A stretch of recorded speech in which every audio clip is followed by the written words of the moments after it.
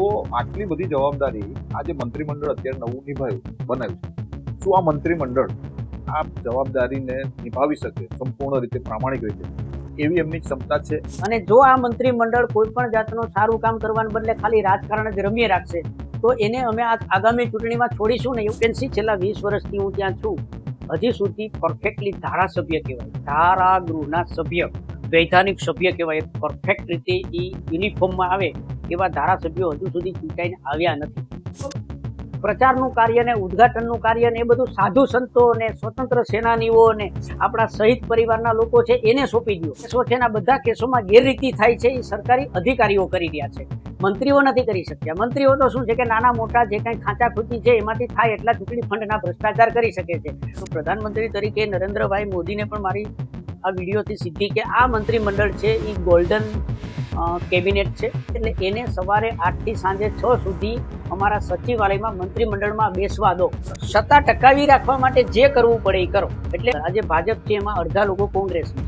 ત્યારે ગુજરાતના જે એનસીઆરબીના ડેટા આવ્યા, નેશનલ ક્રાઇમ રેકોર્ડ, એના આધારે ગુજરાતમાં અપરાધિક પ્રવૃત્તિઓ સતત વધી રહી છે. એકચ્યુઅલી કામ આખું છે, હકીકત એ છે કે સરકારના વહીવટનું પ્રશાસનનું કામ છે એ તો સચિવો કરે છે. એ કાયદાઓ જાણે, જોગવાઈઓ જાણે, પરિપત્રો. તમે જેમ કહો છો કે આ મંત્રી આ બદલી શકે, કાયદા ચેન્જ કરે, પણ એના માટે એને સત્તા બી તો હોવી જોઈએ. ઉપરથી પછી દબાણ હોય એમ કે ના નથી કરવાનું તો શું થાય? વિદ્યાર્થી ન બને ને રાજકીય રીતે જ કામ કરે તો એ કશું શીખે નહીં ને રાજ્યને નુકસાન કરે. સરકારના કોઈ કાગળ ઉપર કોઈ મંત્રી કે ધારાસભ્યની સહી નહીં થતી. અને આ રીતે જો 2 મહિના કામ કરવામાં આવશે તો ભારતની અંદર ગુજરાત કે નંબર 1 ના ફાંકા મારતું હતું ને એને બદલે સાચી રીતે જ નંબર 1 બની જશે. એ 2-3 મહિના કે 6 મહિના સુધી વિદ્યાર્થી બનીને સચિવો સાથે કામ કરશે. ના બને.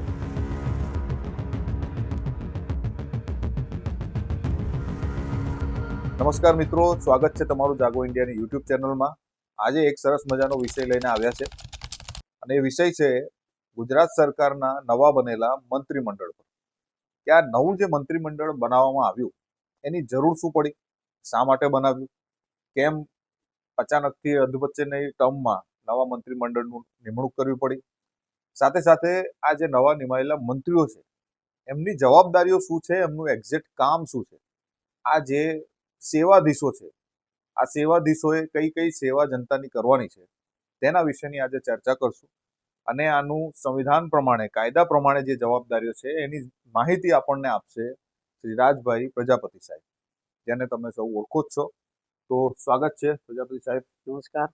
હવે મુદ્દો બહુ સરસ છે, કારણ કે આ જે નવું મંત્રીમંડળ નિમાયા બાદ જે બધી સોશિયલ મીડિયામાં રીલો ચાલી, ત્યારબાદ ઘણી બધી કોમેન્ટો પણ લોકોએ કરી કે જેમાં મંત્રીમંડળ તમે આ નવા મંત્રી મૂકી દીધા પણ એનો ફાયદો શું, એ શું કામ કરી શકશે.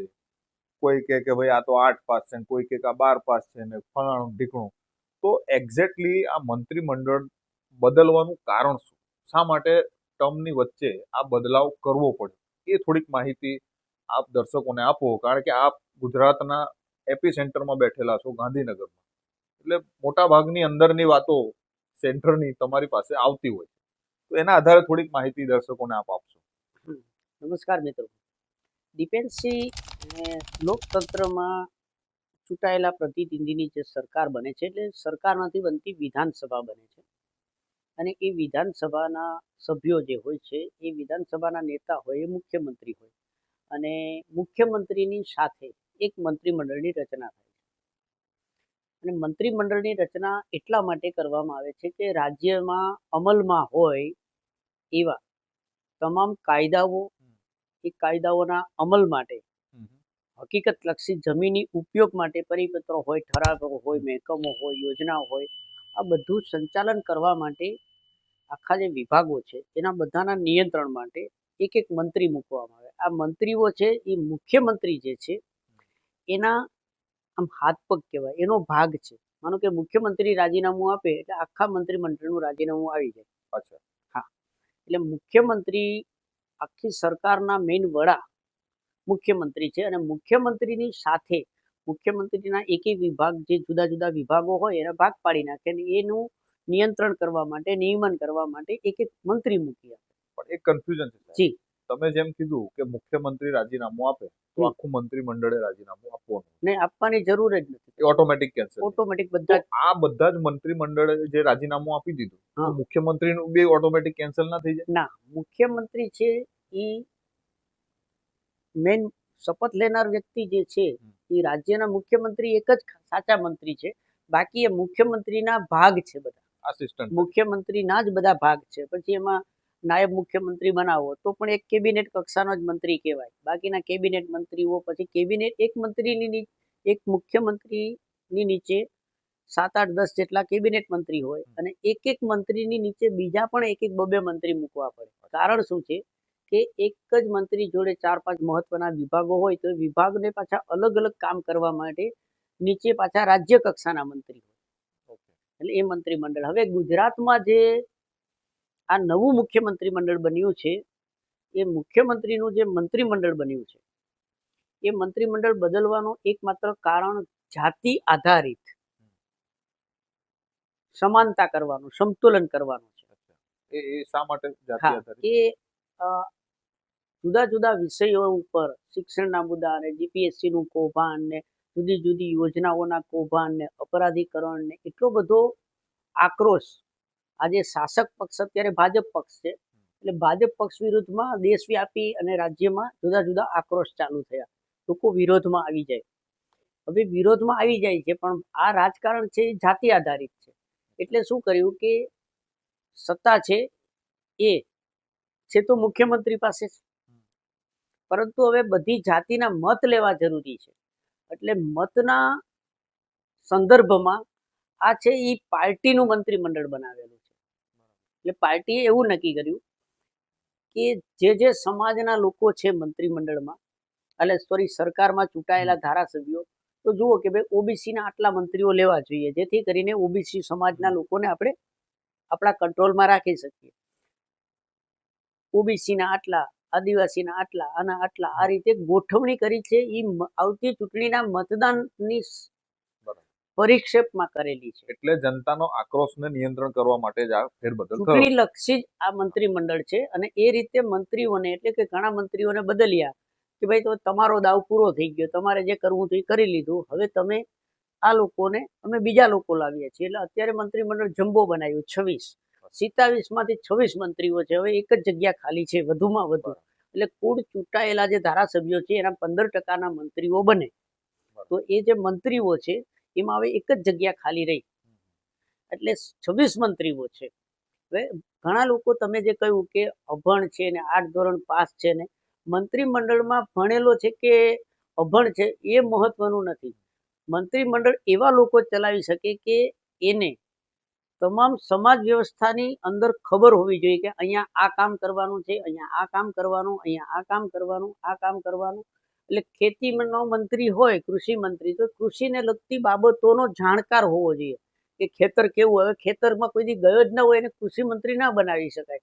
કૃષિ સાથે સહકાર છે, માર્કેટિંગ યાર્ડો છે, કૃષિ સાથે ડેરીઓ અને દૂધ ઉત્પાદન, આવું બધું કૃષિની અંદર આવતું હોય.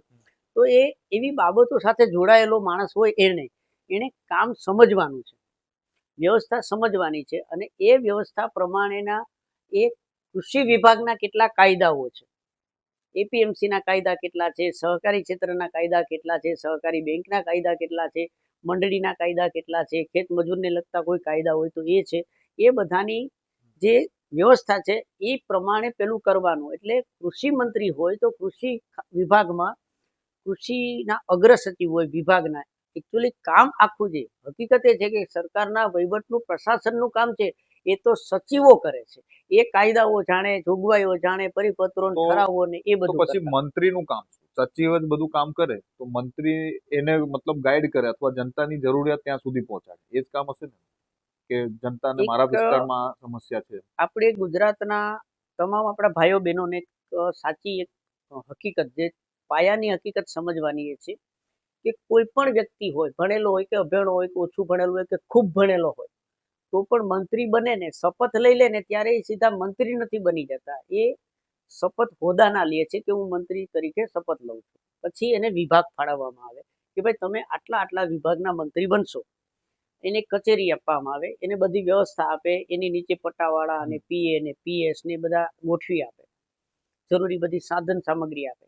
પછી પહેલું કામ મંત્રીમંડળમાં મંત્રી બન્યા પછી એને મંત્રી બનતા બનતા 2-3 મહિના થાય છે. એક માણસ શપથ લીધા પછી knowledge મંત્રી લેવું પડે ને. બનવામાં જ એને 2-3 મહિના નીકળી જાય છે. એટલે એની નીચે જેટલા વિભાગ હોય, જેટલા પોર્ટફોલિયો કહેવાય, જેટલા વિભાગના પોર્ટફોલિયો હોય, બધા જ વિભાગની રિવ્યુ બેઠકો ચાલુ કરે. રિવ્યુ બેઠક એ છે કે પેલા તો ચાલુ કામકાજ કેટલા છે પોતાના વિભાગમાં, એ બધાના એક યાદી બનાવે કે ભાઈ આટલી યોજનાનું કામ ચાલે છે, આટલું ચાલે છે, આ દરેક વિષયોનું કામ બતાવે. પછી એક બુક ઓફ બિઝનેસ નામની સરકાર ચલાવવાની એક બુક છે, એની થોડી માહિતી આપે. જે વિભાગ હોય એના સચિવો, નાયબ સચિવો, એ બધા ઉપસચિવો, જુદા જુદા જે ભાગ સંભાળતા હોય બધાની એક રિવ્યુ બેઠક આવે. એ બેઠક 2 દિવસ, 3 દિવસ, 5 દિવસ, 10 દિવસ સુધી ચાલે, જેવો વિભાગ.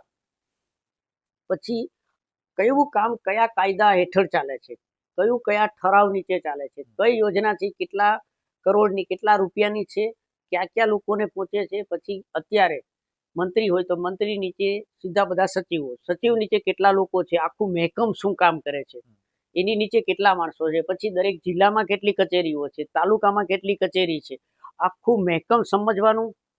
બધા જ કાયદાઓ છે એની બધી પ્રાથમિક માહિતી લેવાની, કારણ કે પેલા પ્રાથમિક જ લેવી પડે, બધી પ્રાથમિક માહિતી. પછી આ વિભાગને લગતા જેટલા કોર્ટ કેસો ચાલતા હોય, હાઈકોર્ટમાં કેસો ચાલતા હોય, જિલ્લા કોર્ટોમાં હોય, એ કોર્ટને લગતી આખી જ્યુડિશિયલ એક રિવ્યુ લેવો પડે. પછી રાજ્યનું બજેટ જે છે, એ વિભાગને ફાળવેલું બજેટ કેટલું છે, એ બજેટમાં કેટલા રૂપિયા વપરાયા છે, કેટલા આવશે, દર મહિને જીએસટી આવે છે તો એમાં કઈ રીતે ફાળવેલા છે, કેટલા ટેન્ડરો છે, કેટલી કંપનીઓ કામ કરે છે, આપણે કેટલી ખરીદી કરી રહ્યા છે, કેટલું આપણે વેચીએ છીએ, અથવા પેટા અંદર જે જુદા જુદા નાના મોટા બોર્ડ અને નિગમ આવતા હોય તો એ બધાના બોલાવવાના, એની ઓળખાણ કરવાની, કઈ વ્યક્તિ કયું કામ કરે છે, કેનું શું છે, એના નંબરો, આ બધી જ બાબતો. પછી આ વિભાગ છે, એ વિભાગ છે એને કેન્દ્ર સરકારના કયા વિભાગમાં છે, તો કેન્દ્ર સરકારમાં આપણે શું કામ કરવાનું છે. એટલે કૃષિ મંત્રી રાજ્યનો હોય એ ભારત સરકારના કૃષિ મંત્રી અને એની કચેરી સાથે પણ સીધા જોડાયેલા હોય. બીજું નીચે સચિવ સાથે સતત જોડાયેલા, સચિવો બધા જ કલેક્ટરો સાથે જોડાયેલા હોય, જિલ્લાના અધિકારીઓ સાથે, તાલુકાના અધિકારી સાથે. એટલે આ અમ્બ્રેલા એટલે કે છત્રી આકારે ઉપર મંત્રી છે, એની નીચે સચિવો છે, એની નીચે નાયબ સચિવો છે, એની નીચે બધા કલેક્ટર, એક પિરામિડ જેવી આખી વ્યવસ્થા હોય છે. બીજું કે જેટલી સૂચનાઓ છે એ પીએસ ને આપે. પીએસ એક નાયબ સચિવ કક્ષાના સેવાધિકારી હોય છે. હા, એ પર્સનલ સેક્રેટરી હોય છે. પછી એક પર્સનલ આસિસ્ટન્ટ હોય છે, એ પણ એ ટાઈપના હોય છે કે યુએસ કે જે કહેવાય કે ડીએસ કક્ષાના હોય છે, જેવો વિભાગ જેટલા પોર્ટફોલિયો. હવે આ બધા છે એ સચિવાલયના પોતાના વિભાગ સાથે સંકળાયેલા હોય. અમુક સૂચનાઓ સીધી આપવાની હોય, અમુક સૂચના રાજકીય હોય. મંત્રીનો આખો શિડ્યુલ બનતો હોય કે ભાઈ મંત્રીને આજે આટલી મિટિંગ લેવાની છે, આટલા જાહેર કાર્યક્રમમાં જવાનું છે, આ ઉદ્ઘાટનમાં જવાનું છે, આજે આ જગ્યાએ આ કરવાનું છે, કેન્દ્રીય સરકારમાંથી આ વ્યક્તિ આવે છે, આને મળવાનું છે. પછી બજેટને લગતી બાબતો, નાણાકીય ફાઇલો, એટલે વહીવટી કામ માટેના પણ કલાકો ફાળવવા પડે છે કે આટલી આટલી ફાઇલો છે એ મંત્રીએ મંજૂર કરવાની છે, આટલી ફાઇલો એ સચિવે મંજૂર કરવાની. અમુક નીતિ વિષયક બાબતો હોય કે એ કાયદો નથી પણ પોલિસી છે, નીતિ, કે ભાઈ આપણે આજે ખેડૂતોને છે ને બધાને આ સહાય આપવાની છે અતિવૃષ્ટિની, એટલે બધા જ મંત્રીઓ ભેગા થશે, મંત્રીમંડળમાં ચર્ચાઓ થશે, બધા અહેવાલો અને રિપોર્ટો ભેગા થશે. પછી દરેકના વિભાગમાં આવતી કામગીરીની જવાબદારી આપશે, એના સચિવો પણ ત્યાં હાજર હશે. એટલે કેબિનેટ મિટિંગમાં આખો રિવ્યુ, જનરલ રિવ્યુ થાય, એનું ડિસિઝનમાં આ કરાય ન કરાય, આ ઓકે છે, આ બરાબર છે, આ કરો, આ લાવો, આ બધું કામ મુખ્યમંત્રી એને ફાઇનલ સૂચના આપે કે આ વસ્તુ કરવાની છે. એટલે એને કાગળ ઉપર સચિવો એ બધા ડ્રાફ્ટ કરી નાખે કે આનું આ કરવાનું, આ નીસી. એટલે પૈસા બધી જગ્યાએ ફાળવવાના છે. જ્યાં જ્યાં પૈસાની વાત આવે છે, જ્યાં નાણાંનું, એટલે સીધું નાણાં વિભાગ સાથે કન્સલ્ટ થાય કે ભાઈ નાણાં વિભાગે આ પૈસા અહીંયા ફાળવવા, આ વિભાગને મોકલવા અને આ કરવું. આ બધું જ કામ મંત્રીઓની અંદર થાય. એટલે મંત્રીઓને સવારે અત્યારે ઓફિસોમાં એવું છે કે 10-10:30 મંત્રી આવે, થોડું ઘણું કામ હોય પતાવીને બપોરે કાર્યક્રમ ને બીજું આ બધું કરે. પણ મંત્રી બનતા બનતા માણસને 2 મહિના ઓછામાં ઓછા થાય. બહુ હોશિયાર ને જાણકાર માણસ હોય, અનુભવી, તો 1 મહિનામાં મંત્રી બની જાય. શપથ લીધા પછી મંત્રી બનતા 2 મહિના તો થાય જ છે. બીજું ઘણા લોકો કે ભાઈ હમણાં જ એક ઘટના એવી બની, એક રાજ્ય કક્ષાના મંત્રીમાંથી એક યુવાનને આપણે બનાવી અને સીધા નાયબ મુખ્યમંત્રી બનાવ્યા. તો ઘણા લોકોનો ઉહાપો થઈ ગયો કે ભાઈ બહુ ઓછું ભણેલા છે.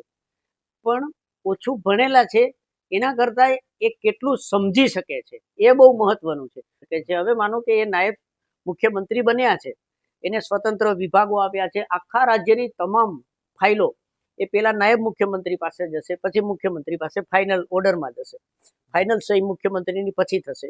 તો હવે આ બધા જ વિભાગો છે એને કાયદેસર રીતેની સમીક્ષા કરવાનું કામ એ છે. તો એને સમજવા માટે પહેલા તો આજે નાયબ મુખ્યમંત્રી તરીકે એ વ્યક્તિએ રાજ્યની તમામ બાબતોને સમજવી પડશે. રાજ્યનું ક્ષેત્રફળ કેટલું છે, કેટલી ખેતી છે, કેટલા ઉદ્યોગો છે, આ તે બધું, બધા કેટલા પાસા કાયદાઓ સમજવા છે, તમામ પાસાઓ. એટલે એ 2-3 મહિના કે 6 મહિના સુધી વિદ્યાર્થી બનીને સચિવો સાથે કામ કરશે. ના બને તો અને વિદ્યાર્થી ન બને ને રાજકીય રીતે જ કામ કરે તો એ કશું શીખે નહીં ને રાજ્યને નુકસાન કરે. હવે એક ટૂંકો પ્રશ્ન, ખાલી હા કે નામાં જવાબ, કારણ કે એક્સપ્લેનેશન આપવામાં ખોટા વિવાદો થાય. વિવાદો સિમ્પલ પ્રશ્ન કે આ જે મંત્રીમંડળ બન્યું છે, બન્યું છે. તમે આટલી બધી જવાબદારી કીધી, આ જી. કોઈ નાની અમથી જવાબદારી નથી સાહેબ. બહુ મોટી કે જવાબદારી. કોઈ નાનું સંસ્થા ચલાવવાની છે, કોઈ ગૌશાળા ચલાવવાની છે, એવું તો છે નહીં. તો આટલી બધી જવાબદારી આ જે મંત્રીમંડળ અત્યારે નવું નિભાવ્યું છે, બનાવ્યું છે, શું આ મંત્રીમંડળ આ જવાબદારીને નિભાવી શકે સંપૂર્ણ રીતે, પ્રામાણિક રીતે, એવી એમની ક્ષમતા છે, હા કે ના? બસ ખાલી, આપણે બીજું કઈ વાત નહીં કરીએ. હા, હવે આ મંત્રીમંડળની ક્ષમતા પણ છે અને ગુજરાતના લોકો માટે ભલે સોશિયલ મીડિયામાં કે બીજા સમાચારોમાં કે જ્યાં તમે જે જોઈતા હોઈએ, મારો રાજ્ય સરકારમાં મેં ઘણા બધા મુખ્યમંત્રીઓ સાથે ગુજરાતમાં, ગુજરાત બહારના મુખ્યમંત્રીઓ સાથે હું સંપર્કમાં રહ્યો છું. જુદા જુદા રાજ્યોની વ્યવસ્થાઓ મેં જોઈ છે, જુદા જુદા રાજ્યોની વિધાનસભાઓ જોઈ છે, દરેક સચિવાલયના કામકાજ જોયા છે. પછી મહારાષ્ટ્ર હોય, ઉત્તર પ્રદેશ હોય, રાજસ્થાન હોય, ઇવન હું દિલ્હીની સરકારના મંત્રાલયોને જોઈને આવ્યો છું. આ બધી જ બાબતોમાં જો કોઈ એવું માનતું હોય કે અભણ હોય કે ઓછું ભણેલો હોય તો કામ નથી કરી શકતો, એને બદલે આ વખતે સંપૂર્ણપણે બેલેન્સ, લગભગ 7 લોકો LLB છે, આમાં ડોક્ટર પણ છે, આમાં એન્જિનિયરો પણ છે. આ મંત્રીમંડળ સંપૂર્ણપણે સમતોલ છે, તમામ જ્ઞાતિના લોકોને પણ પ્રતિનિધિત્વ મળ્યું છે. જે ડોક્ટર છે એને કયું ખાતું ફળાયું છે? આ વખતે ડોક્ટર જે છે MBBS ડોક્ટર પણ છે, બહુ સારું ભણેલા છે અને ગ્રાઉન્ડ ટુ અર્થ છે. એ ભાઈ ડોક્ટર પ્રદ્યુમન વાઝા છે, એ દલિત સમાજનું પ્રતિનિધિત્વ કરે છે, પરંતુ એ અત્યારે દલિત સમાજનું નથી કરતા. અત્યારે ગુજરાત રાજ્યના એ સંપૂર્ણપણે શિક્ષણ મંત્રી છે અને સંપૂર્ણપણે સ્વાયત્ત શિક્ષણ મંત્રી છે. અને એની સાથે રીવાબા જાડેજા, એ પણ બહુ ભણેલા પણ છે, સારા, અને ઘણી બધી એની ઉત્સાહ પણ ઘણો છે કે સારામાં સારું કામ કરવું. બીજું છે ત્રિકમભાઈ છાગા, એ સહકારી ક્ષેત્ર, શિક્ષણ ક્ષેત્ર અને પોતે LLB પણ છે. એટલે ત્રણેય લોકો બહુ મજબૂત છે અને એ સરળ પણ છે. અને એમનો પોતાનો, અમે આ ત્રણેય લોકોને હું જે ઓળખું છું છેલ્લા ઘણા વર્ષોથી, જ્યારે આ ત્રણમાંથી એકેય રાજકારણમાં જ નહોતા ત્યારથી હું ત્રણેયને ઓળખું છું. કારણ કે હું પોતે જ 1995માં ધારાસભા લડેલો છું. એટલે ત્યારથી લઈને અત્યાર સુધીની સરકારના જાણ્યા અજાણ્યા બધાના પત્રકાર તરીકે અમને એના જે ઇતિહાસ મળ્યા છે, એનું ચરિત્ર મળ્યું છે, એમના જીવનની બધી પ્રક્રિયા મળી છે, એના આધારે શિક્ષણ વિભાગ નહીં, અત્યારે બધા જ વિભાગોમાં એક પણ માણસ નબળો નથી. બીજી વાત એ છે કે ઘણા લોકો એવું કહે છે કે અમુક મંત્રીઓ છે એ તો વર્ષોથી ત્યાં બેઠા છે પણ એના વિભાગને કોઈ નુકસાન નથી થયું. ના, તો એક ઉદાહરણ તરીકે જાણો કે અત્યારે ગુજરાતના જે NCRB ના ડેટા આવ્યા, નેશનલ ક્રાઇમ રેકોર્ડ બ્યુરોના, એના આધારે ગુજરાતમાં અપરાધિક પ્રવૃત્તિઓ સતત વધી રહી છે. તો છેલ્લા 3 વર્ષમાં તમે જેમ કીધું કે ભાઈ ઓછું ભણેલા છે, આપણે ભણતર સાથે કોઈ લેવા દેવા જ નથી હોતા રાજકારણમાં. રાજકારણમાં સૌથી મહત્વનું હોય છે ઇમોશનલ કનેક્શન, તમે કેટલું બનાવી શકો છો, તમારામાં ઇમોશનલ બુદ્ધિ કેટલી છે. બુદ્ધિ 2 પ્રકારની હોય, એક સંવેદનશીલ સમજણ છે, એક છે સંજ્ઞાનાત્મક બુદ્ધિ, એને આપણે જેને કહીએ છીએ ઇન્ટેલિજન્સ, અને બીજું જે છે એ ઇમોશનલ ઇન્ટેલિજન્સ છે, કે એ જેનામાં વધારે હોય ને એ લીડર બનવાને લાયક હોય. અચ્છા, હવે તો આવું કેમ થયું? આટલું 3 વર્ષ થયા, વચ્ચે રાજ્યની પ્રજા જે છે, સંપૂર્ણપણે બધા ભાઈઓ બહેનોને સમજવાની એક વાત છે. ઘણા સમયથી ચર્ચા ચાલે છે, જ્યારથી શપથવિધિ થઈ ત્યારથી, કે ભૂપેન્દ્રભાઈ પટેલ મુખ્યમંત્રી છે અને નાયબ મુખ્યમંત્રી તરીકે હર્ષ સંઘવી છે. તો ભૂપેન્દ્રભાઈ પટેલ છે એ પટેલ છે અને પેલા ભાઈ હર્ષ સંઘવી છે એ વણિક છે. પણ હકીકત એ છે કે અત્યારે રાજ્ય સરકારમાં બે મંત્રીમાં એક મંત્રી જૈન છે, એટલે હર્ષ સંઘવી છે એ વણિક છે, પણ જૈનથી જે પેલી પ્રણાલી છે, એની પરંપરા છે, એને માનનારા મુખ્યમંત્રી વધારે છે. મુખ્યમંત્રી પણ છે ને એ જૈનનું જે એની પાસે જ્ઞાન છે એ પ્રમાણે જુઓ, મુખ્યમંત્રી હંમેશા નરોવા કુંજરવા જ રહેશે. મુખ્યમંત્રી કોઈ પણ વિવાદમાં, કોઈ પણ કૌભાંડમાં તમને ક્યાંય નહીં જોવા મળે. સરળતાથી સાદા પેન્ટ શર્ટ પહેરીને તમે દોડાવો એ બધી જ જગ્યાએ દોડી રહ્યા છે. સવારથી સાંજ સુધી એમની ઉંમર પ્રમાણે એ 1.5 ગણું કામ કરે છે. હવે વણિક છે એ હર્ષ સંઘવી છે, બરાબર. આપણે એવું માનીએ કે જૈન છે, પણ ના, એ ખાલી એ જૈન છે એ એના પરિવારની ઓળખ છે. પણ હવે એમને જૈન તરીકે કામ જ નથી કરવાનું. ત્યાં આવ્યા પછી એને આખા રાજ્યના વહીવટમાં વિદ્યાર્થી તરીકે જ કામ કરવાનું છે, નહીં કે એને મંત્રી જેવો કોઈ રોફ રાખવાનો કે મંત્રી જેવું કામ કરવાનું. બીજું, આખા મંત્રીમંડળમાં આ બે વ્યક્તિને વાત કરીએ તો ઋષિકેશભાઈ હોય કે પ્રદ્યુમનભાઈ વાજા આવ્યા છે, અર્જુનભાઈ મોઢવાડિયા આવ્યા છે. આ જે કેબિનેટ બની છે અને રાજ્ય કક્ષાના જે મંત્રી છે એમાં એક કે બે મંત્રી છે એને બાદ કરતા 23 મંત્રીઓ એવા છે કે જો આ લોકો 1 મહિનો સચિવાલયમાં જ પડ્યા પાથર્યા રહે, લગભગ સવારથી સાંજ સુધી ગુજરાતનું આ મંત્રીમંડળ સચિવાલયમાં જ રહે. કાયદા શું, પરિપત્રો શું, ઠરાવો શું, ને આ જ બેઠકો કરે. પબ્લિક એને હેરાન કરવા અહીંયા ન આવે અને 1 મહિનો રાખે તો ગુજરાત છે ને એ ભારતનું નંબર 1 નહીં પણ એશિયાનું નંબર 1 સ્ટેટ બની જાય એટલું બેલેન્સેબલ છે. બીજી બાબત મહત્વની એ છે કે આમાં 8 થી 10 મંત્રીઓ એવા આવી ગયા છે, ભલે જ્ઞાતિ આધારિત આવ્યા કે રાજકીય રીતે આવ્યા કે ભાજપના મતના ગણિત પ્રમાણે આવ્યા, પણ 7-8 લોકોને જો વ્યક્તિગત ઓળખો છો, એ લોકો એટલા બધા સંવેદન પણ છે ગ્રાઉન્ડ ઉપર, એટલે કે નાના એવા મધ્યમ વર્ગમાંથી આવ્યા છે, બહુ સંઘર્ષ પણ કર્યો છે. બીજું કે ચૂંટાયા છે ને એ નેચરલી ચૂંટાયા છે. કોઈ પણ જાતના ભ્રષ્ટાચાર કરવા અને જ્ઞાતિવાદ કરવો અને પૈસા બગાડવા અને ખવડાવવું પીવડાવવું, ટૂંકમાં કોઈ રાજકીય પ્રપંચથી નથી આવ્યા. પક્ષે ટિકિટ આપી હતી સારા જોઈને અને લોકો ચૂંટાઈ પણ આવ્યા. એ લોકો એવા લોકો છે જે 8 થી 10 જણા કે આ બધાની જે ટીમ જો સારી રીતે કામ કરી શકે. પહેલી બાબત એ છે કે સારા રિવ્યુ, કાયદા શું છે. અને હવે પરિસ્થિતિ એ છે કે સમગ્ર રાજ્યમાં માનો કે ખેડૂતોની સમસ્યા થઈ છે તો કૃષિ મંત્રી છે એને ખબર છે, એ પેલા મંત્રી હતા, એ પેલા શિક્ષણ મંત્રી હતા. તો જીતુભાઈ જે અત્યારે કૃષિ મંત્રી છે તો એને હવે છે ને અત્યાર સુધીમાં અધૂરું રહી ગયેલું કામ બધું પૂરું કરવાનું છે, એને સમજવાનું છે. શિક્ષણ મંત્રીએ પણ કામ સમજી લેવાનું છે કે હવે આટલી જગ્યાએ શું છે. એટલે જ્યાં જ્યાં કાયદામાં લગભગ ગુજરાતમાં 6 કે 7 નવા કાયદા ઉત્પન્ન કરવાના છે. અમુક કાયદાઓ છે એને બહુ ધરખમ રીતે બદલવાના છે, અમુક કાયદાઓ છે એને રદ કરવાના છે. આ પ્રક્રિયા આ મંત્રીમંડળની જવાબદારીમાં છે, કારણ કે જે સમસ્યા થાય, શિક્ષણની સમસ્યા થાય છે એને સમજવી પડે કે આ કારણસર થાય છે. તો શેના કારણે થાય છે કે કાયદામાં આ કલમની જોગવાઈમાં આવી છે એટલે એના કારણે આ સમસ્યા થઈ છે, તો કલમ બદલાવી નાખો, એને લગતા પરિપત્રો ઠરાવો છે રદ કરો, નવા લાવો. એક પ્રશ્ન એવો આવ્યો મને, એટલે પૂછવું હતું. તમે જેમ કહો છો કે આ મંત્રી આ રીતે બદલી શકે, કાયદા ચેન્જ કરે, આ કરે, પણ એના માટે એને સત્તા બી તો હોવી જોઈએ ને, ઉપરથી પછી દબાણ હોય ને કે ના નથી કરવાનું, તો શું થાય? અચ્છા, હવે રાજકારણની એક બહુ અલગ, જે સામાન્ય નાગરિક જે કહેવાય એ નહીં, સારા મંત્રી ધારાસભ્યો બહુ નેતા બની ગયા છે એને પણ ખબર નથી ને એ વાત સમજી લો કે રાજ્યની અંદર કે રાષ્ટ્રમાં દરેક પક્ષ હોય છે ને એ પક્ષની અંદર આજે ભાજપ છે એમાં અડધા લોકો કોંગ્રેસી છે. શાસન ચલાવવાનું આવે છે ત્યારે પક્ષ બહુ મહત્વનો નથી હોતો, ત્યારે માત્ર સ્કિલ મહત્વનું હોય છે. હવે સમજવાની વાત એ છે કે સત્તાની વાત છે કે ભાઈ ઉપરથી હાઈકમાન્ડ, તો હાઈકમાન્ડ જે બેસે છે ને એને કોઈ પણ રીતે સત્તા ટકાવી રાખવી છે. રાજ્યના પૈસામાંથી તમારે પૈસા વાપરવાના છે, કરવાનો છે રાજ્યની પ્રજામાંથી, મત એમાંથી લાવવાના છે. એટલે મંત્રીમંડળ છે એ સ્વતંત્ર છે. કઈ રીતે કે એને એક જ કમાન્ડ આપેલો છે, એક સૂચના છે કે આપણે ફરી જીતવાનું છે, તમારે કોઈ પણ રીતે આ મતદારો આ પ્રજાને છે ને લાભ આપીને, કાયદાથી બાંધીને કે કોઈ પણ રીતે એવું કરવાનું છે કે એ આવતી ચૂંટણી સુધીમાં તૈયાર થઈ અને આપણને મત આપે, આપણા પક્ષને મત આપે. પછી આ મંત્રીમંડળને આ ધારાસભ્યો છે આવતી વખતે એમાં ટિકિટ ન આપે, આમાંથી અડધા એવાય નીકળશે જેને ટિકિટ નહીં આપે.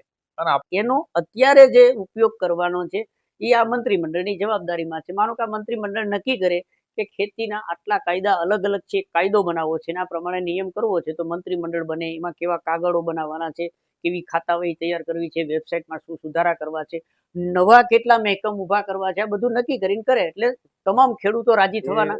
થવાના એ જ શિક્ષણમાં માનો કે પ્રદ્યુમનભાઈ, રીવાબા જાડેજા અને ભાઈ ત્રિકમભાઈ છાગાના ધ્યાનમાં જેટલી મેટરો આવશે એની સામે બહુ ફરિયાદો ભેગી થશે.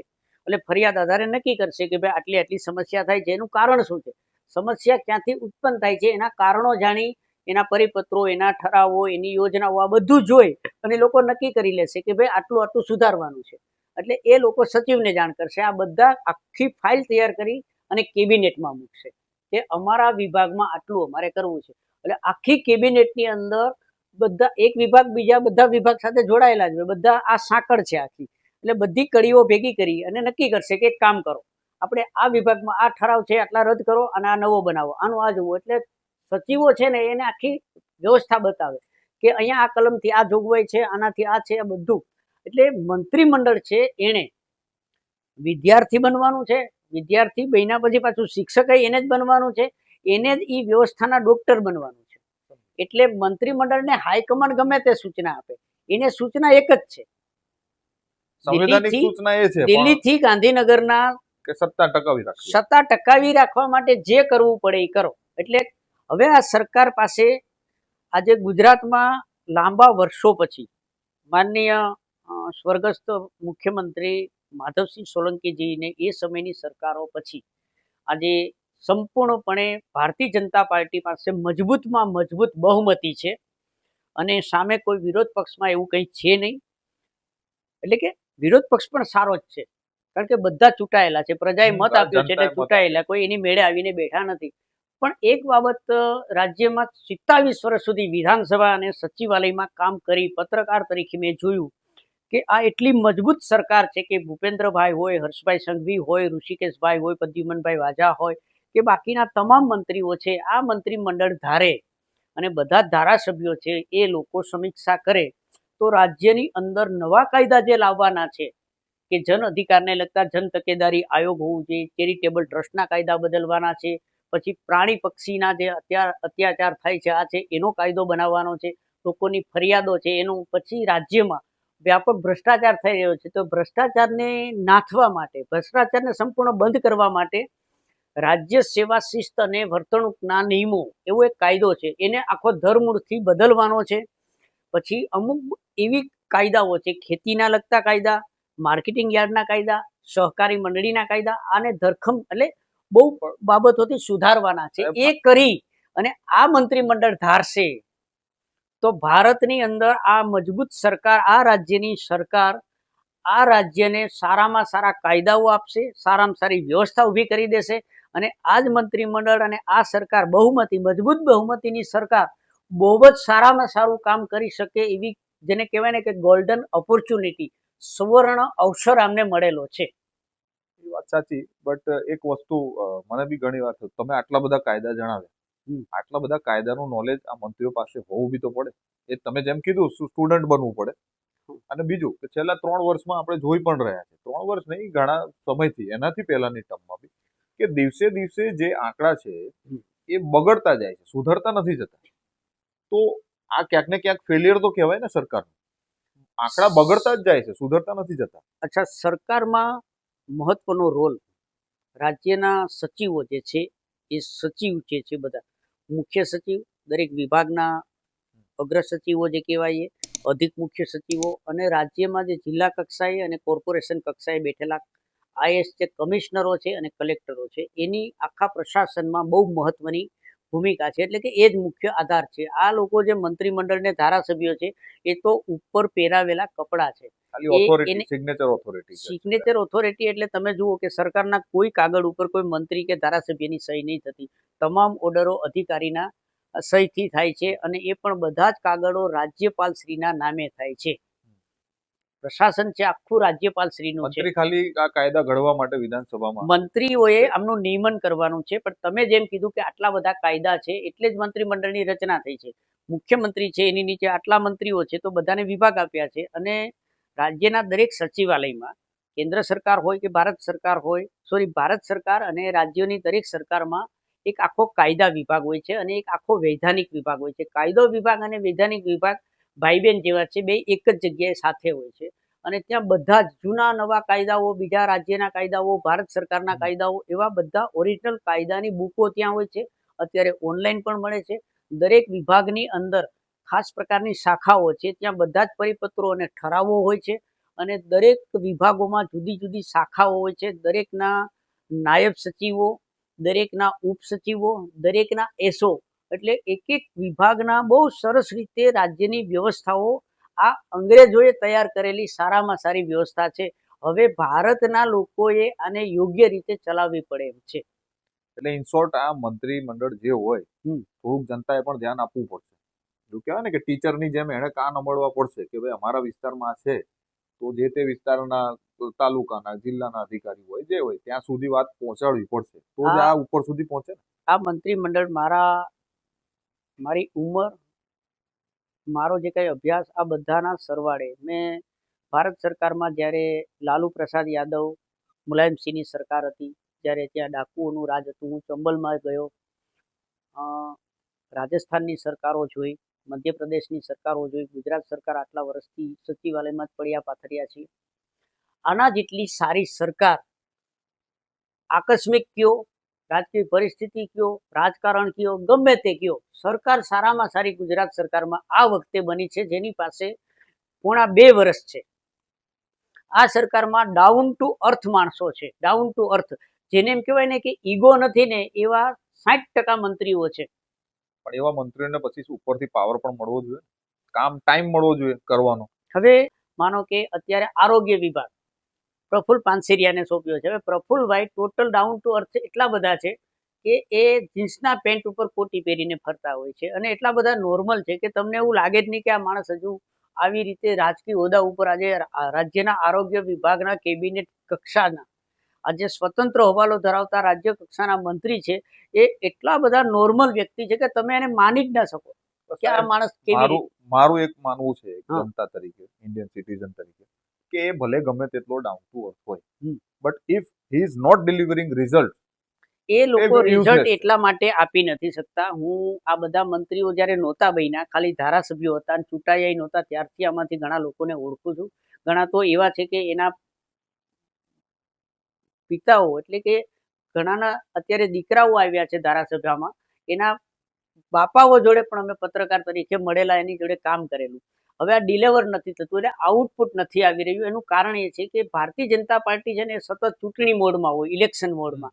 એટલે પક્ષ તો કામ કરતો હોય કે ના કરતો હોય, પણ મંત્રીઓ છે ને આખો દિવસ કાર્યક્રમને ઉદઘાટનમાં જ રાખે છે, એટલે પ્રવાસમાં જ રાખે છે. એટલે મંત્રીમંડળને જો બેસવા નહીં દે, હું તો એવો પત્રકાર છું કે ઉપર નરેન્દ્રભાઈ બી વ્યક્તિગત મને સારી રીતે ઓળખે છે, તો પ્રધાનમંત્રી તરીકે નરેન્દ્રભાઈ મોદીને પણ મારી આ વિડીયોથી સીધી કે આ મંત્રીમંડળ છે એ ગોલ્ડન કેબિનેટ છે.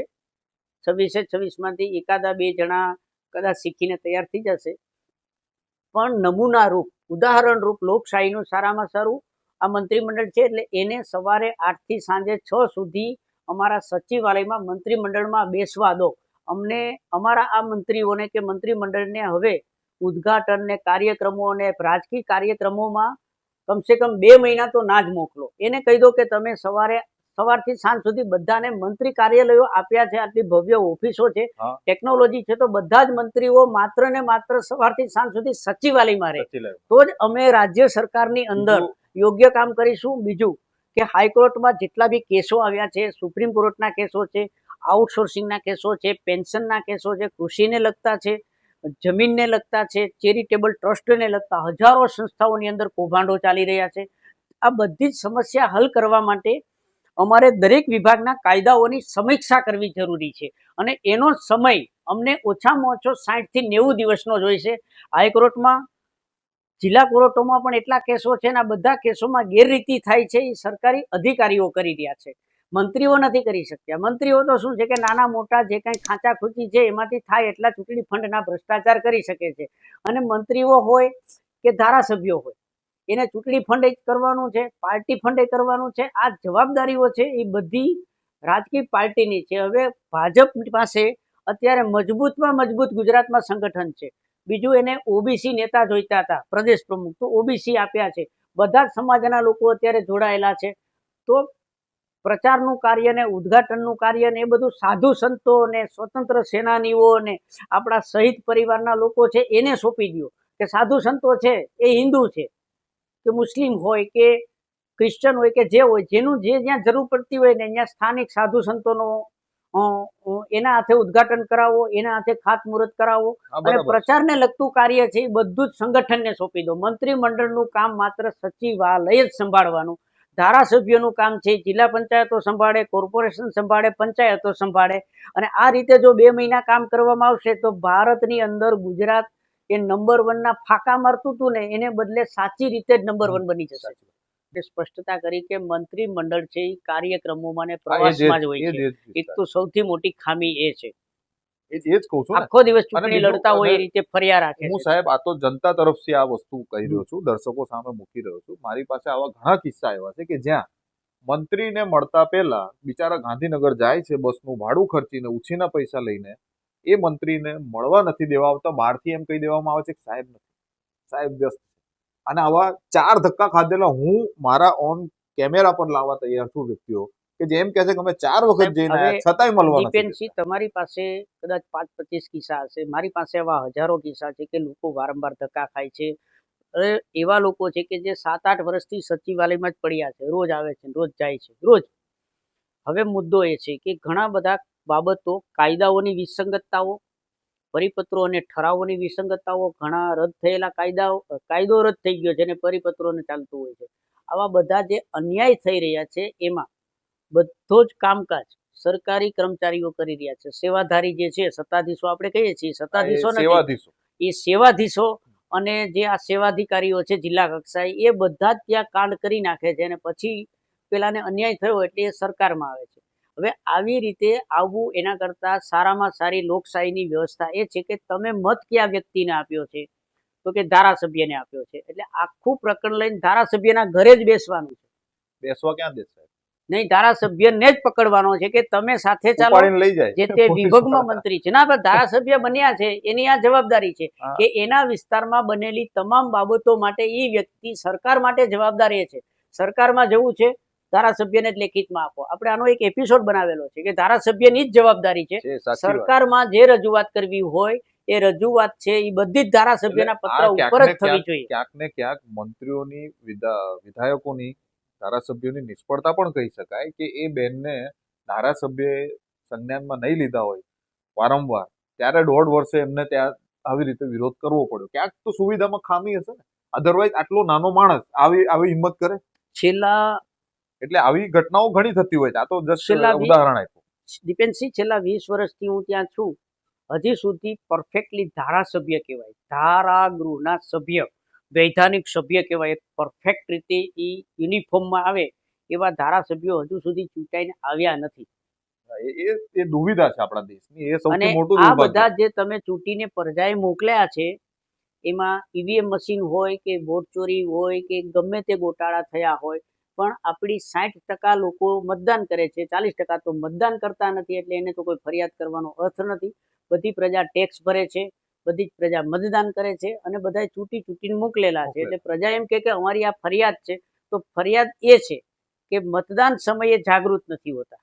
અને આવા જે લોકો આવે છે, રાજકીય પક્ષો ભલે ગમે તેને ટિકિટ આપે, આમાં મર્ડર વાળા છે, રેપ કેસના અપરાધીઓ પણ છે, પછી આ બધા નિર્દોષ છૂટી જાય છે, પછી જમીન કૌભાંડ વાળા છે, આ બધા છે. આ લોકો આપણા સમાજમાંથી આવેલા છે, મતદાનથી ચૂંટાયેલા છે. આપણી પ્રજાએ એનું સ્વાગત કર્યું છે, આપણી પ્રજા એની રેલીમાં જાય છે, આપણી પ્રજા એની સભાઓમાં જાય છે અને પછી આપણે એમ કહીએ છીએ કે પેલા કંઈ કામ નથી કરતા. તો રાજ્યની અંદર અત્યારે 72% લોકો શિક્ષિત છે, 72% લોકો શિક્ષિત છે અને આ જે ચૂંટાઈને આવે છે એમાં પાછા 48% અપરાધીઓ પણ છે. એનો અર્થ એવો છે કે પ્રજાએ બદલવું જરૂરી છે.